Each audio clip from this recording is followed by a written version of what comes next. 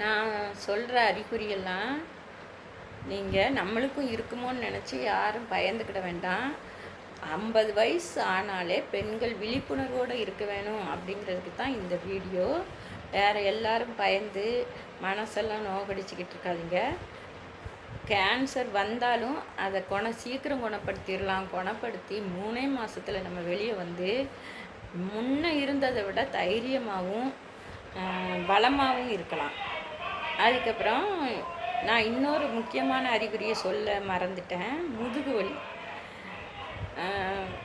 நம்மளுக்கு கேன்சர் இருக்கோ இல்லையோ, சாதாரணமாகவே பெண்களுக்கு வந்து ஒரு வயசு வந்த உடனேயே முதுகு வலி, இடுப்பு வலி, கால் வலி எல்லாமே வர ஆரம்பிச்சிடும்.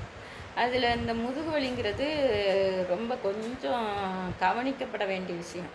முதுகு வலி நீங்கள் முதுகுக்கு ஃபிசியோதெரபியோ இல்லைன்னா கழுத்துக்கு ஃபிசியோதெரபியோ இதெல்லாம் வச்சுட்டு வந்த பிறகும் திரும்ப ஒரு 2 நாள் கழித்து சரியாகாமல் திரும்ப உங்களுக்கு முதுகு வலி வந்துக்கிட்டே இருந்தால் அந்த பிரச்சனையை கொஞ்சம் தீவிரமாகவே நீங்கள் கொஞ்சம் ஆராய்ச்சி பண்ணி பார்த்து விழிப்புணர்வோடு இருந்துக்கோங்க.